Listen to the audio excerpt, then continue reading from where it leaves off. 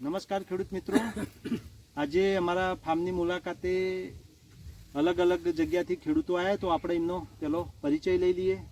તો આપનો પરિચય આલો પહેલા. હું મોરબી તાલુકો જિલ્લો મોરબી, કેતનભાઈ પટેલ મારું નામ. બરાબર. મોરબી જિલ્લો કાઠિયાવાડ. તમે સાચોર મારું નામ સાંસોદ જિલ્લો જાલોર જિલ્લો લાગે એમ. તમે બધા સાચોરથી આજુબાજુના ગામના બરાબર. આપણે ક્યાંથી આવ્યા કાકા? હારી. મારું નામ ચૌધરી રાજુભાઈ, ગામ ગાત્રા, તાલુકો હારીજ, જિલ્લો પાટણ જિલ્લાના. આપણે તમે પેલા શેડાના, અમે આ શેડાના બરોબર. હવે તમે આટલા દૂરથી તો આવ્યા બરોબર છે, તો તમે તો 10 વર્ષથી ખેતી કરો હરદવાની, તો અહીંયા આવીને તમને તમારી ભૂલ્યો હશે એ અમને તમને જાણવા મળ્યું. શું જાણવા મળ્યું થોડું ખેડૂત મિત્રોને? અમને જે આ વાવેતરની પ્રોસેસ છે અહીંયા કેમિકલ ઓછો ને છાણિયું ખાતર, બેક્ટેરિયા જૈવિક વધારે, અને ટાઈમ ટેબલ યાની પાણીનું, કટિંગનું અને સ્પ્રેનું, એ ત્રણની ટાઈમ સેટ કરો તો આપણને ઉત્પાદન વધારે મળે. વાવેતરથી વધારે નહીં મળે. કેમિકલ નહીં વાપરવાનું, ઓછું. એટલે કહેવાનો મતલબ કે મધમાખીને બચાવશો તો તમારું ઉત્પાદન આવશે. એટલે મધમાખીને બચાવવાનું આવે એટલે કેમિકલ આવે નહીં, એમાં બધું જ આવી જાય છે બરોબર છે. મારા ખેતરમાં તો મધમાખી બેઠા છે, અને તમે કીધું ને કે અમારે મધમાખી આવતી નથી, એનું કારણ તમને સમજાણું ચમ નથી આવતી? કેમિકલ દવાઓ છોટવાની.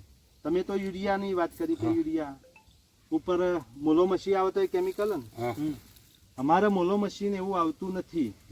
તમારે આવે છે તો તમે હેવી કેમિકલ નાખો છો તો એ મળતું નથી, અને અમારે આવતું નથી. કારણ કે આપણે કેમિકલ નો છે તો આપણા મિત્ર કીટો અંદર હોય. એ શું કરે મિત્ર કીટ? મોલો મશીને ખાઈ જતા હોય, તો આપણે દવા ઝેરી નાખીએ એટલે એ જ મરી જાય, તો મોલો મશી પછી મરવાનો જ નથી. આપણે મિત્ર કીટને આપણે મારી નાખીએ છીએ કેમિકલથી. અને કેમિકલ તો એવું સમજવાનું નહીં કે આ મિત્ર કીટ છે કે આ શું છે, દરેકને મારી મારવાનો બરોબર છે. હવે તમે અમારા ફાર્મમાં જોયું, બધા ફર્યા, આપણે કલાકથી આપણે ચર્ચા થાય છે બરોબર છે. તો તમે તો ખેતી કરો છો, અમે કરીએ છીએ, એમાં શું નવીનતા, શું તમને તફાવત શું લાગે છે? બહુ તફાવત. અમારા જે દરેક ખેડૂતને તમારા ટેકનોલોજીથી તમે 7 દિવસ સમયસર તમારું કામ થાય, બધું કામ થાય, ટાઈમ ટેબલ જેટલું પિયત મળે, દવામાં ટાઈમ ટુ ટાઈમ થાય. હા, એટલે કહેવાનો મતલબ કે તમારે છોડને ઓળખવો પડશે. પ્રશ્ન એ આવે છે કે છોડને તમારે ઓળખવો પડશે, કેટલું પાણી જોવે છે. અને પાણી ઘણા ખેડૂતો ફોન કરતા હોય તો તમારી જમીનના પ્રત પ્રમાણે પાણી તમારે આપવું પડે. એના બદલે શું કરવું પડે કે તમારા છોડને ઓળખવો પડશે કે ભાઈ કેટલું છોડ પાણી માગે છે, તો એટલું જ આપવું. વધારે આપશો તો માલ આવે નહીં કે પત્તો ખરી જાય, બધું પ્રોબ્લેમ થાય બરોબર છે. હવે કોઈ ખેડૂત મિત્રોને તમારે સંદેશ આલો હોય તો આલો કે શું સરગવાની ખેતી કરાય કે ના કરાય? ખેતી તો કરાય 100% કરાય.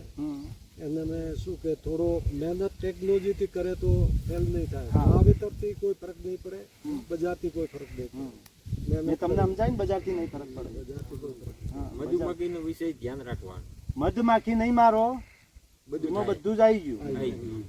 દવા છોડશો તો મધમાખી મરી જવાની. દવા મધમાખી હાચવીને હેડશો તો સરગવામાં તમે 100% સક્સેસ થઈ જાઓ બરોબર. તમારે મધુમક્ખી નહીં આવે તો મધુમક્ખીના બક્સા લાઈન મૂકી દો, કેમિકલ નાખવાનું બંધ કરી દો, તો તમારો પ્રોસેસ ચાલુ થઈ જાય. એ વસ્તુ તમારી સાચી, પણ બાજુવાળો કેમિકલ નાખશે તો મધમાખી મરી જાય. એટલે દરેક ખેડૂતને સમજવો પડે. આપણા રાજ્યપાલ શ્રી ગુજરાતના, અમે તો રાજસ્થાન આચાર્ય દેવવ્રત જે ઝુંબેશ ઉઠાવી છે કે કેમિકલ ફ્રી પ્રાકૃતિક ખેતી, તો એ તો ઝુંબેશ ઉઠાવી છે, પણ આપણે ખેડૂતને સમજવું પડશે કે ઝેર ખાવું નથી ને ખવડાવવું નથી.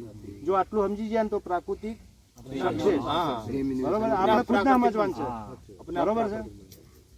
ઓકે, આભાર.